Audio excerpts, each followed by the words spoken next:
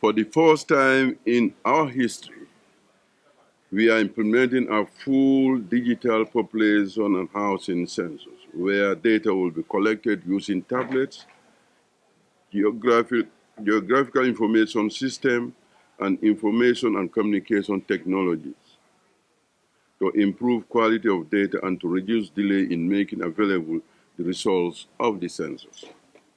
However, implementing a digital census comes with numerous challenges relating to ICT, GIS, management of census personnel, and logistical issues. Despite all these challenges, the Gambia Bureau of Statistics is working tirelessly to implement quality census in line with best international standards. For instance, the Bureau was able to map the whole country within 6 months using digital GIS technologies. Coming to the enumeration phase. The enumeration phase of the population census encompasses two broad operations in sequence. The first operation is the listing of households and structures, and the second is the counting and collection of information on each individual that has passed the night in the country during the census night. To that end, GBoS has recruited 5,309 enumerators, 1,087 supervisors that will be visiting each part of the country and each household during the census enumeration period. Each of the 5,309 enumerators has been assigned one enumeration area that he or she will be responsible to cater within the assigned time of the enumeration exercise. These field workers are assisted by 34 regional and deputy regional census officers, 34 data monitors, 53 district ICT officers, 55 ICT officers, 45 mappers, and 99 support staff. GBoS plan to start the enumeration phase with the listing operation on Saturday, May 25, 2024. However, this was not possible for the following reasons. 1. Adjusting the census application system. The census application system was initially designed to decentralize the entire census process. Applicants were expected to apply and work in their respective communities. However, due to shortages of qualified personnel in some regions or districts, the census team was forced to reassign some field workers to other places to fill in the gap. This meant readjusting the census application program to factor in these new scenarios. Withdrawals. After the announcement of daily rates, many residents in the Greater Banjul area who choose to work in the rural districts withdrew from the training. After active teachers were also forced to withdraw as per directives from the Ministry of Basic and Secondary Education.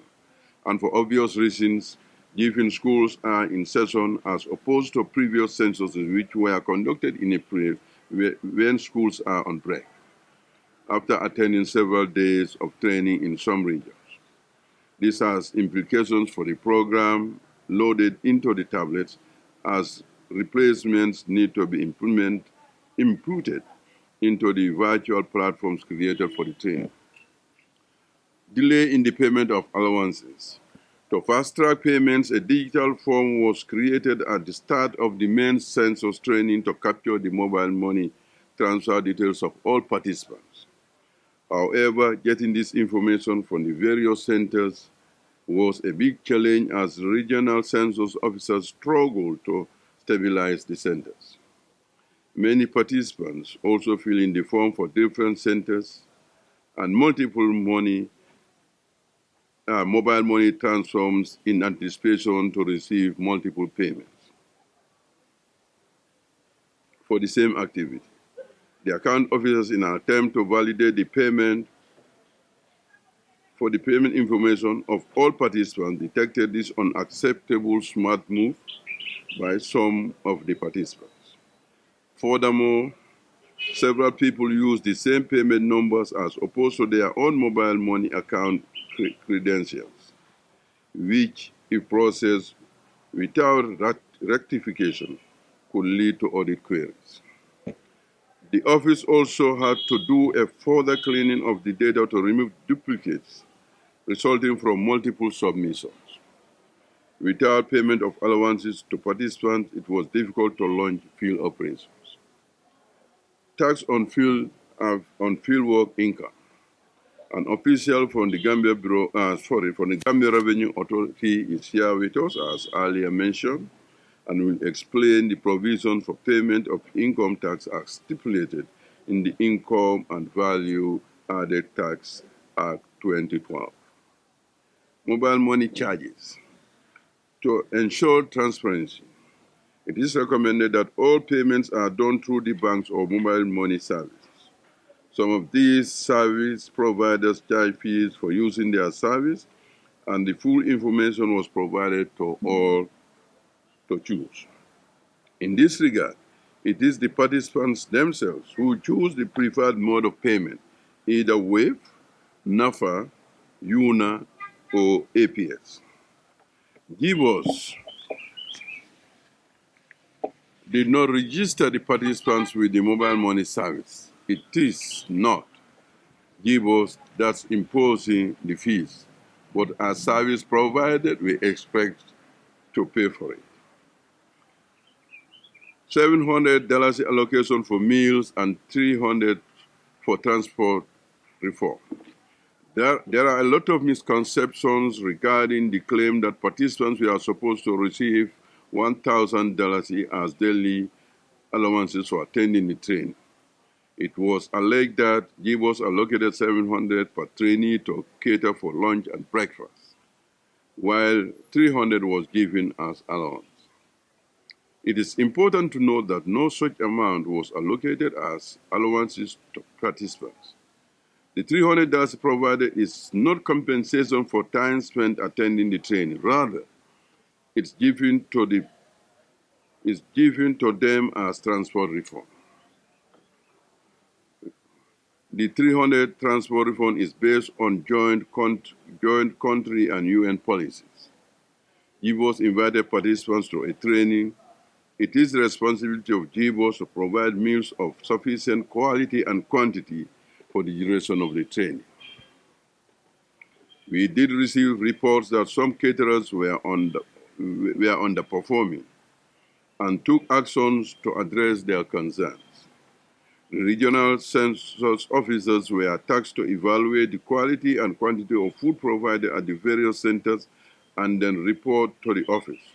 Some did at the start of the training, and the office took immediate action. However, some participants prefer to report the matter directly to the media instead of getting to the GBoS authorities. Despite these challenges, we are pleased to announce that all the centers have launched field operations in various districts, starting with the listing of compounds, buildings, and structures across the country, to be followed by the counting of all persons living in the country on Census 9, which is fixed for May 31st, 2024. In this regard, let me use this opportunity to inform all in the Gambia that the 2024 Population and Housing Census fieldwork has started, and we will need the cooperation of everyone to furnish the field workers or field officers the right information that can aid planning and provision of services. Quality of our census starts first with the cooperation, acceptance, and truthfulness of information provided by all of us. The exercise entails listing of compounds and enumeration of the population. Fieldwork is expected to end on the 14th of June, 2024. The success of the census requires the support of everyone. We therefore count on everyone to get counted. Thank you very much.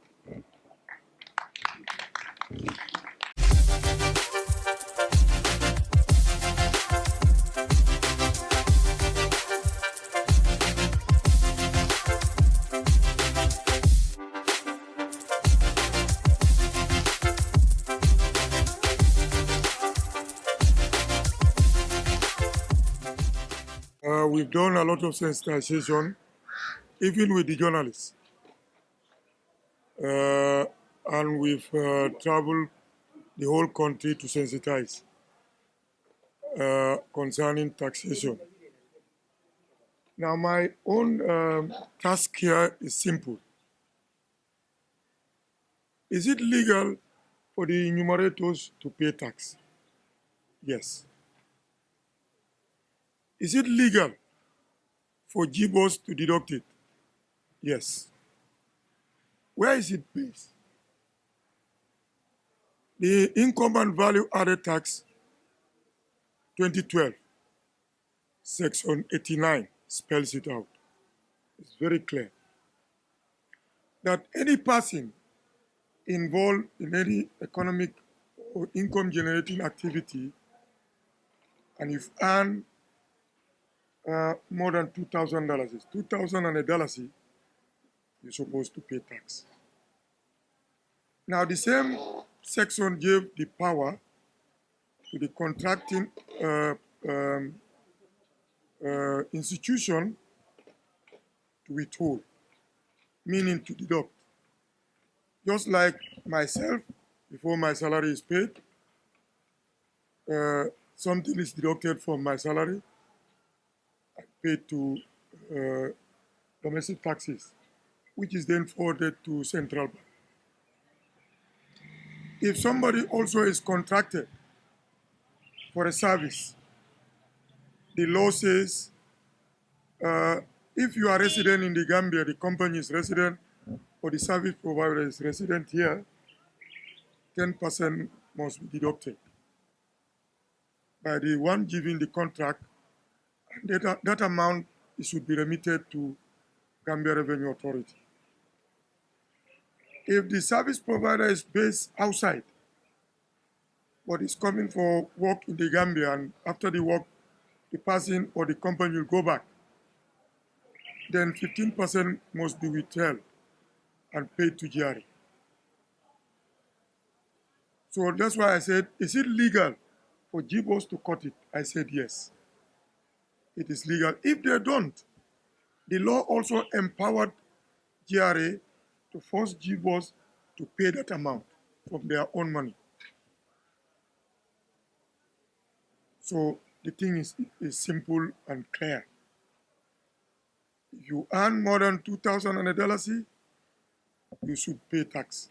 And if we look at the enumerators and the supervisors and whoever is involved, what they are being paid, whether it's for 1 week or for two weeks or for 1 month, is more than $2,000. So GBoS is obliged to deduct the 10% and then pay to GRA.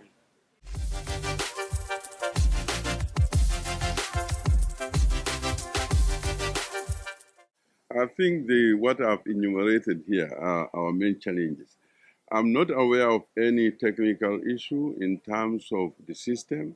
Of course, initially, this was experienced during the recruitment process, but not at this level. I believe what we have mentioned here were the challenges.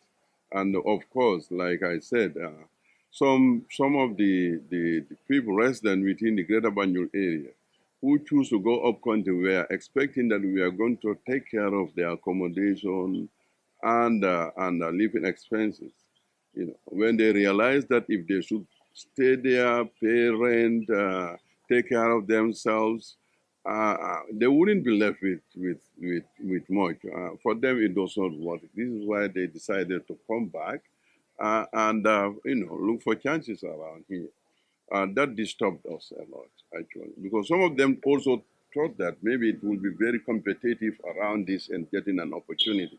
So, they decided to go up country where they think we have less educated guys around and opportunities can be greater there. But after knowing how much they were supposed to earn, and the cost aspect of it, they decided to come back. As we also mentioned, the teachers, of course, as we know, the schools are on. The Ministry of Education, we had a meeting with them, very, fruitful meeting. At the end, it was decided that the teachers will withdraw. But some of them still insisted. They thought they can manage to be part of the exercise. And then the monitors, cluster monitors, went into some of the regions. They went into the rooms and removed some of these people out of our training. This affected us. As I said this morning during my program at QTV, this has challenged. The digital census is completely different from our traditional census. It would have been a very easy thing when you remove to replace. But the digital census is completely different. It is a system that starts from the recruitment stage. So anything that we do have to go back to that stage. So there are a lot of issues. Like I said, this is the first time we are conducting a digital census. So it means we are conducting, but at the same time learning through the process. So if we are to do another census, it will be quite different. Clarification on the amount of the payment. Initially, a year back, what we agreed between the PIU and GBoS was $1,000 per numerator. Supervisor, 1,200. But when we do the math, we see that 10% out of that will take a great chunk of their money. If you look at our first pump that was sent to the World Bank, you'll find that it was $1,000 per day for numerator, supervisor $1,000, 1,200. Then I have a discussion with SG. Then we agreed that at least to offset the tax issue, let's increase it to 1,200. For supervisor, we increase to 1,400. So after the tax, in fact, the numerators are earning extra $80 instead of $1,000. I think this is something that need to be that the public need to be notified, to know that at least GBoS in their capacity did everything to make sure that the numerators are motivated. There are only few institutions in this country that are paying at least 1,500, 1,200, 1,300 per day for data collection. We have been in the business for so long that at least we know all the rates that are available in the country. We know we can't pay people how they want it, but at least we want to motivate people well enough so that they will do the job right. I think that is clear. So it's important that the public at least notify that, and this is for country also, that no matter how small it is, but we are trying to secure our futures.